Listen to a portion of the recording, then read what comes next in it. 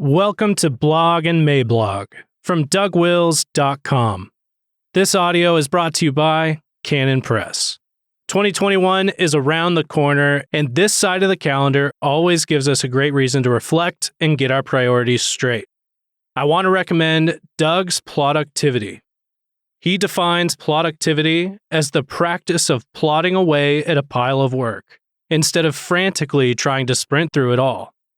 Or being stable and graceful, like a buffalo upon the plains, not frantic, like a prairie dog or roadrunner. Make 2021 your most ambitious and productive year yet. Get productivity today at canonpress.com.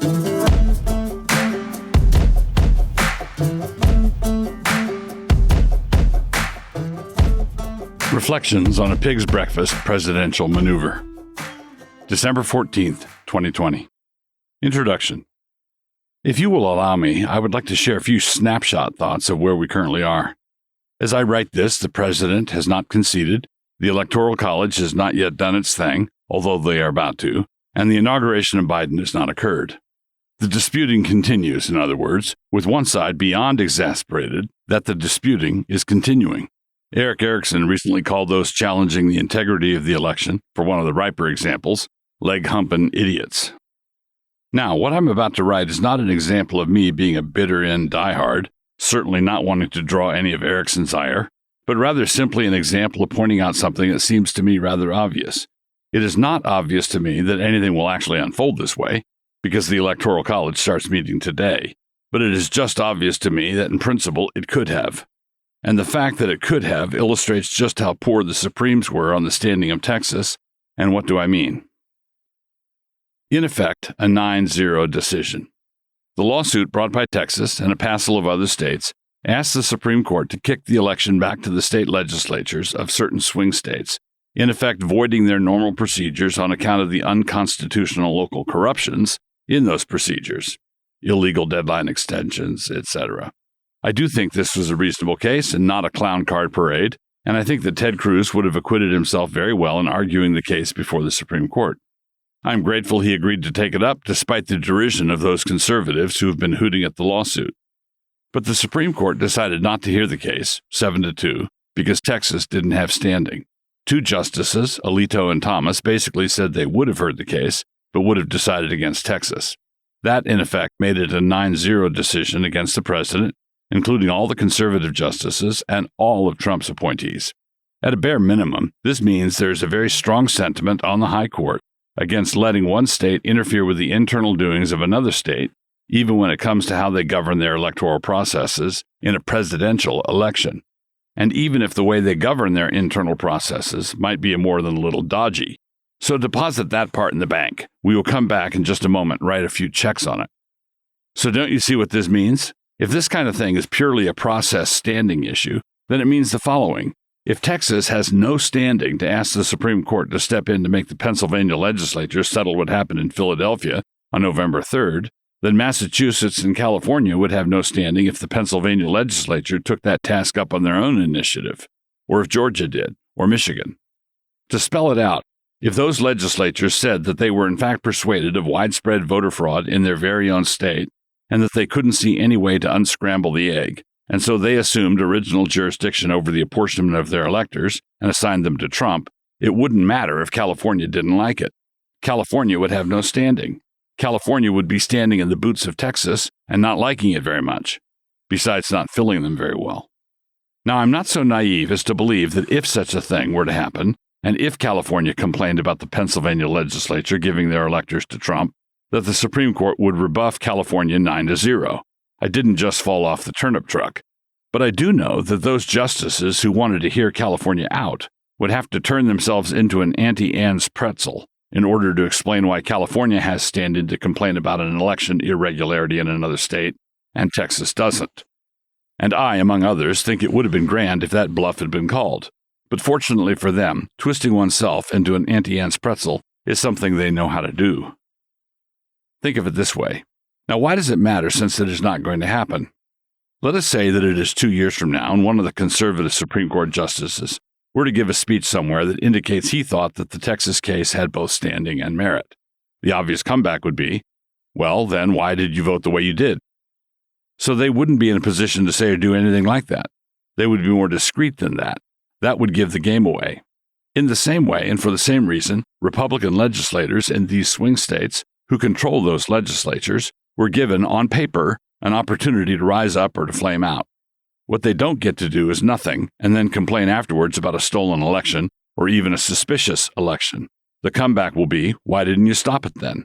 The Supreme Court had just decided 9-0 that you had the authority to govern your own state without interference from other states that might not like it. It was only a window of a few days, but whether Biden or Trump would serve as our next president was given to a handful of Republican-controlled legislatures. The Supreme Court just gave it to them 9-0.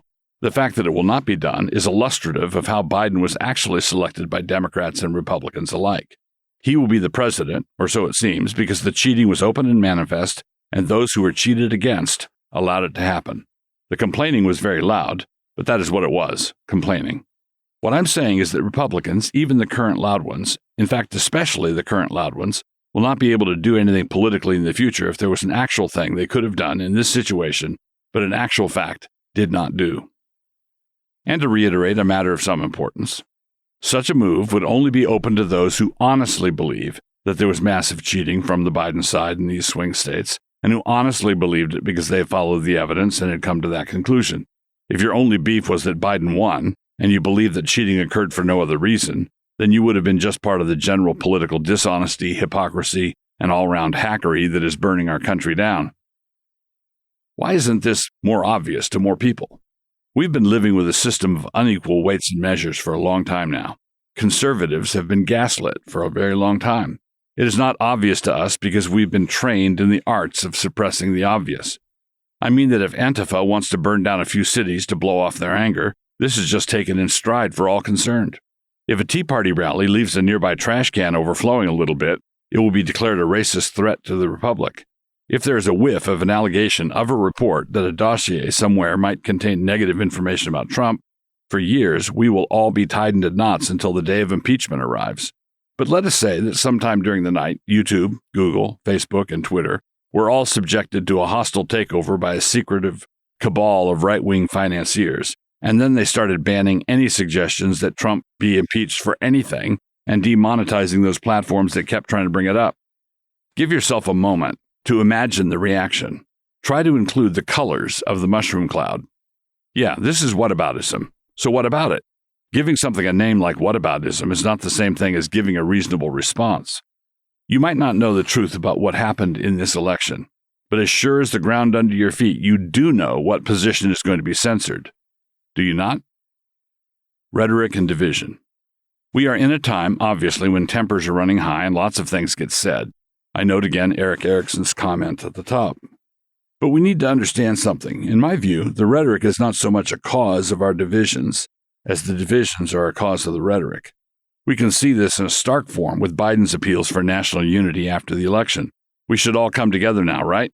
But why on earth would Biden want to unify with misogynistic and racist bigots who want nothing more than to put black people back in chains? He is not really calling for unity, but rather for conformity. The same problem exists among what used to be the conservative movement. If you are going to do anything, whatever in politics, there will be coalitions. But when hateful things are said, this can make the coalition impossible, depending on the nature of the thing said. Sometimes intemperate things get said in the heat of the moment, you know? In such situations, it would be possible later to come back and say, that was the close political campaign talking. Sorry about that. This is standard with primary opponents who bury the hatchet for the general election. And sometimes the hatchets can be pretty big. You do remember, do you not, that Kamala Harris believed the woman who accused Joe Biden of sexual assault? But other times, the intemperate things that get said are actually revelations of a deep animus, one that runs really deep, and is not the result of a heated campaign. It is the result of irreconcilable differences. One of Trump's great successes is that he revealed that kind of fissure within what used to be the conservative movement. More on that in months to come, I'm sure. But there is reason for hope. Given what is likely to play out, however, which is that we are in for it with Biden, there remains great reason for principled optimism. I will set out my reasons for believing this, along with my suggestions for what thoughtful Christians should do once the yelling is stopped. I mean either a Trump concession or an electoral college settlement that is decisive, or an inauguration of Biden, or some combination thereof. When we are at that point, it will be time to consider what we should do next and why there will be no countermeasures for it. The one thing I will say now is that it will have ramifications for politics, but it won't be politics. So stay tuned.